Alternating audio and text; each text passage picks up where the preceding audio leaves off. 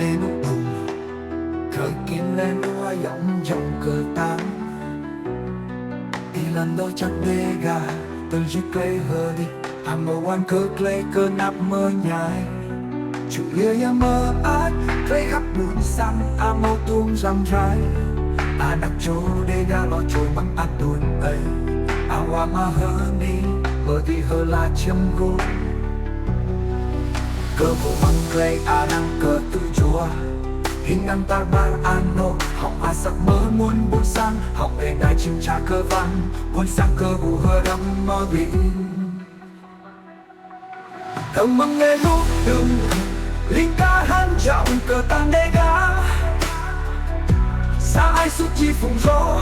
từ chiếc cây hờ tịch mơ quan cơ cây cơ nắp mơ nhai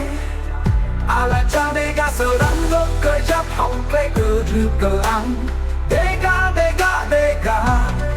chịu trong cơ vang học sắc mơ muốn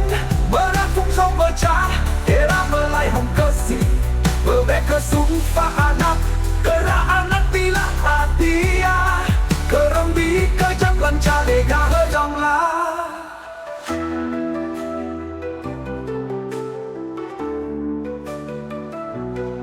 tâm mừng đường tê ra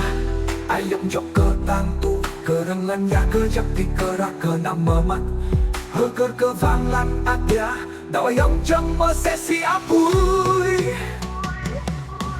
đê ga chữ trong cơ vang học sắc mơ muốn mơ lan phung rồi mơ cha để ra mơ lại hồng cơ gì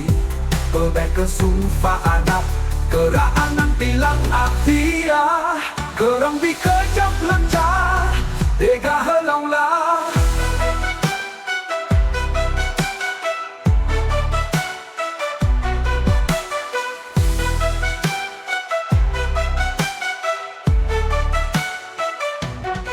tâm mừng nghe hút đường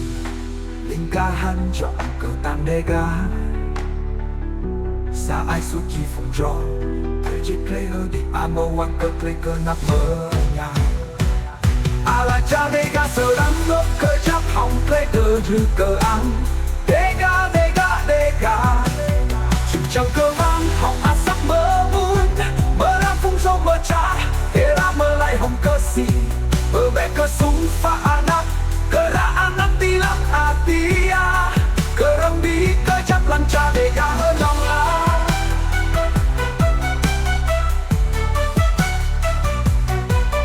tầng ngân tê ra ai dụng trong cơ tan tu cơ răng lăn ga cơ chắc thì cơ ra cơ nằm mơ mắt hơ cơ vang lăn đĩa đòi ông trong mơ sẽ xì vui đê ga chịu trong cơ vang học sắc mơ muốn mơ lan phung trầu mơ cha bia ra mơ lại hồng cơ gì